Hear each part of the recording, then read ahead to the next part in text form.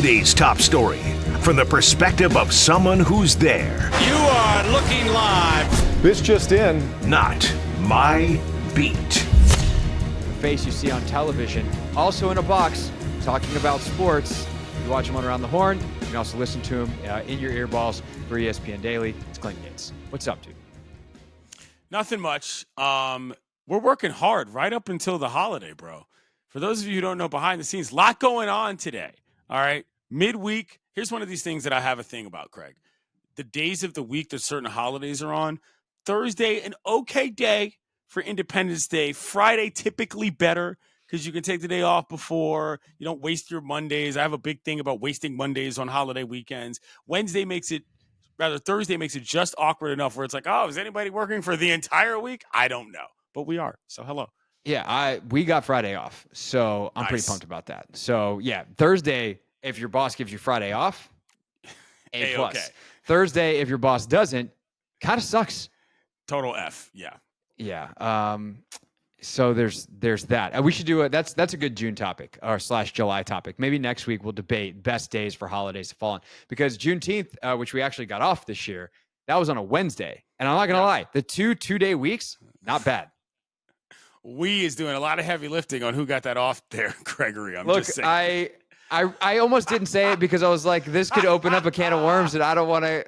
I was told I did not have to come to work on Wednesday a couple weeks ago. We, as in Americans, got the day off. Americans got the day off I meant at our company, but I don't want to go further down that path because I don't want to get anyone in trouble, including, and most importantly, myself. Heck of a day. It's not Friday, but the last day of the week would be a heck of a day for someone named Craig to get fired. The point is, Clinton Yates, that Gregg Berhalter is also trying to not get fired. Unfortunately, all his work is done. The U.S. men's national team soccer coach is will be subject of the review, whatever that they want to do there for U.S. soccer. To me, this seems like we're going to do a review. We've already decided we're firing him. We're not going to do it on the 4th of July. We'll wait till next week. Is there any other way this should play out? Is there any other way this does play out?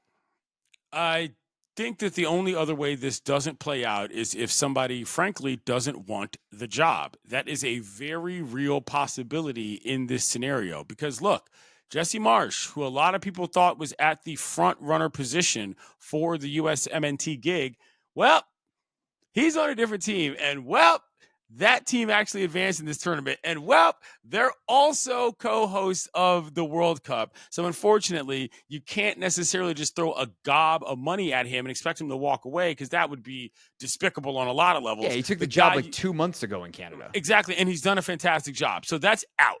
The question is, are you going to go somewhere outside of the typical coaching pipelines, if you will? Is there a non-American that you can, again, throw the bag at and maybe get? Maybe. But then again, if that can't happen, what's your other option? After you came back from that awkward scenario where his contract expired, they effectively polled the team publicly, which I thought was an asinine idea in terms of how you're trying to operate this from a PR standpoint. And he comes back and they continue to flounder. Like, at some point, well, if you're this far along in the dance with the girl you brought, well, it's a little difficult. Now, personally, I agree with the methodology of every World Cup cycle, you should probably have a new coach. That's a personal opinion. But that also is built on the idea that between cycles, you were building as you were supposed to be anyway. Blowing it up at this point within that strategy might not make a lot of sense, Craig. And I think my larger thing here is this. And shouts to my man, Jonathan Tannenwald, who writes for the Philadelphia Inquirer, one of the most foremost minds on soccer in this country that we have as journalists are concerned. He makes the point that, bro, the coach's job isn't to develop the team. The coach's job is to pick the best 11 and try to win the tournaments or the qualifiers that are in front of you. Now, because of the way USSF works and because of the way this entire system operates, those things are not as separated as they probably should be. But overall, as much as I think Berhalter needs to be replaced, Gregory, I don't necessarily know that I blame him for the position that he's in. So I will counter your Jonathan Tannenwald with the Washington Post's own Stephen Goff, which in his column, he said, On national teams, the player pools don't change, the coaches do. Because ultimately, the player pool is what it is, and we have to determine if the coach is getting the most out of the player pool. And that, to me, is the ultimate reason why Berhalter's got to go, is we have 6 years of this dude not maximizing the player pool. And I realize they've won some Nations Leagues. Stop it. How do you know he's not necessarily maximizing the player pool is the larger discussion here. And Goff, I know, I respect, but here's the issue that we have to come to terms with, Gregory. Are we sure the player pool is that good? And whose fault is that? Well, there's a couple of things there. One, I'm pretty sure this is the best pool. I don't know about the golden generation thing. I think we're still like, it sucks that we're hosting in 2026, not 2030, because a lot of these dudes are like 20 and 21 years old. And by 2030, if they develop the way they should, which is to Tandon Wall's point, on the cup or the club teams they play with, not the national team coaches, we could have a team that's like pretty damn, like not just like, oh, this is a nice American team. Like we could have a legitimate contender in 2030. They are, for like a quarterfinal, semifinal, probably not to win the whole thing, but that's on the table with, Cade Sullivan, the kid out of Philly who's coming up, and, he's going to be playing for Manchester City by 2030. Gio Reyna, we'll see where he goes. Like he's still 22 years old. So there's a lot of that. But I think this is also more to the current point. We got to find out if this player pool is good or if it's the coach. Like part of the reason you fire Berhalter is because you get someone else in there, and if the player pool is still not good, then we've realized, okay, well, it's the player problem. But I don't think Gregg Berhalter is so good as a coach that you can't take that risk. That operates on the presumption that the player pool by default is at a quality that we assume it's going to be just because they're Americans. That's the issue with this, Craig. There's no world in which there's any reason to believe that anybody is underachieving if we're being honestly frank based on any real track record. There is none. I'm sorry. There are tons of Copa America or, even Gold Cup trophies that are out there proving that this nation should be blasting through World Cup titles or anything close to that. No, there are not. So the assumption that they're not maximizing what they have is one that operates on blind faith, to be quite frank, based on, let's just say, a game 12 years ago in a World Cup. Like, come on, man. That's where we're talking about here, Craig, is that you're like, look, all right, perhaps, just perhaps, this idea of development that everybody claims should be producing the top level of soccer player on earth just isn't. It's clear that it's not. And that's a okay. larger, I definitely think like one part of the larger discussion, and Matt Crocker and his team have already talked about this. Like there needs to be a change in how U.S. soccer operates from the top down to the youth levels, that like other great footballing nations that have developed, and great football clubs, for instance, like Barcelona. In a book called Soccernomics that one Clint Yates recommended to me, they write about this, how Barcelona plays the same formation, the same style, the same coaching points from their youth academies to their senior team. That way players can develop up through the system. And they know, when I put on a Barcelona shirt, this is how we play.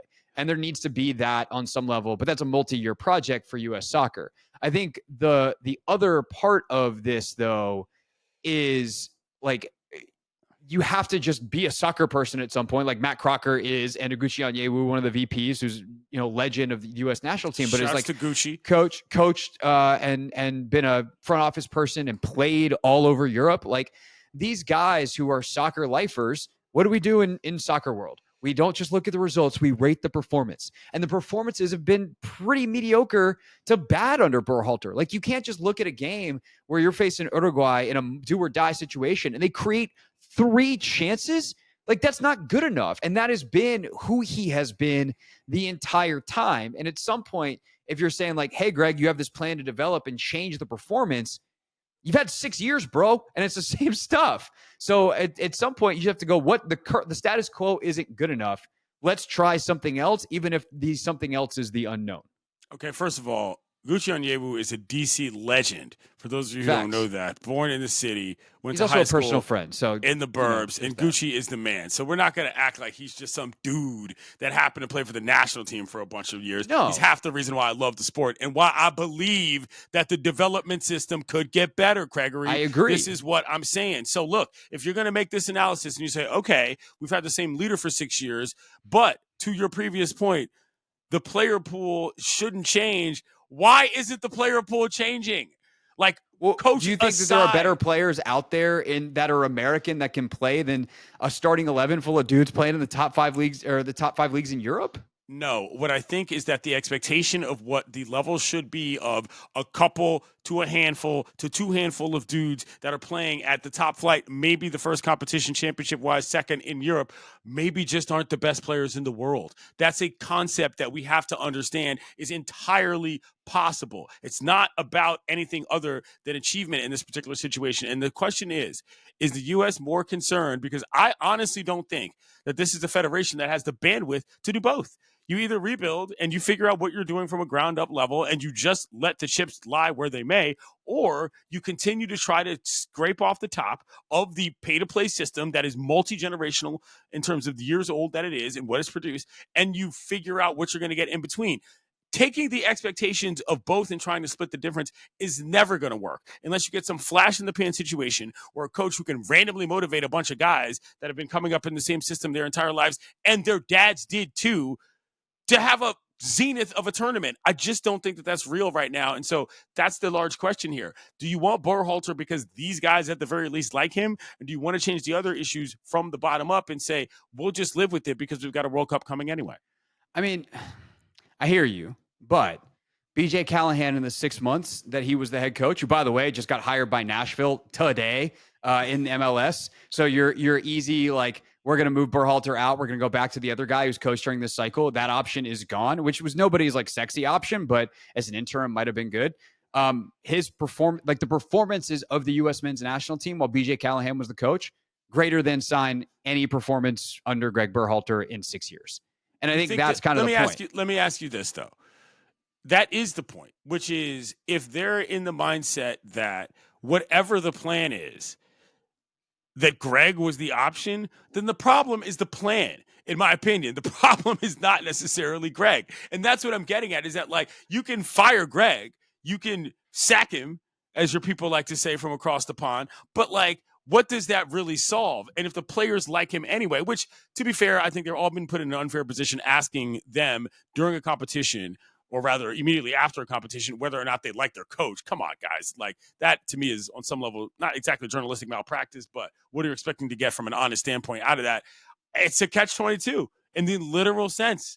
You know what I mean? And it's really tricky because there comes an admission point as a program, as a federation, where you have to say, is what we're doing the right thing to do? And do we have the energy to do something different alongside of this as well? I don't think they do. Counterpoint. Was Jesse Marsh a good hire for Canada 2 months ago?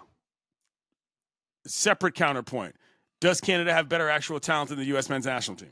At the top end, Alphonso Davies is the best player in North America, probably. Thank you, sir. I'll have another. That's exactly my point.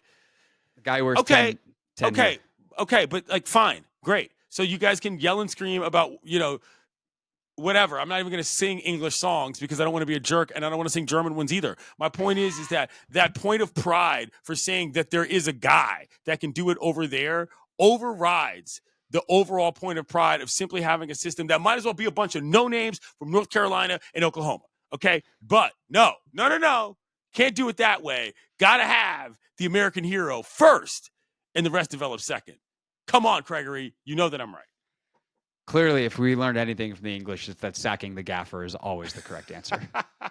Sack the gaffer! When we get back, we'll quickly, with Yates, hit James Woods' Nationals debut. What's up, kiddos? It's your boy Clinton Yates from ESPN. It's the Hoffman Show on the Team 980. Tell your mama I said what's up.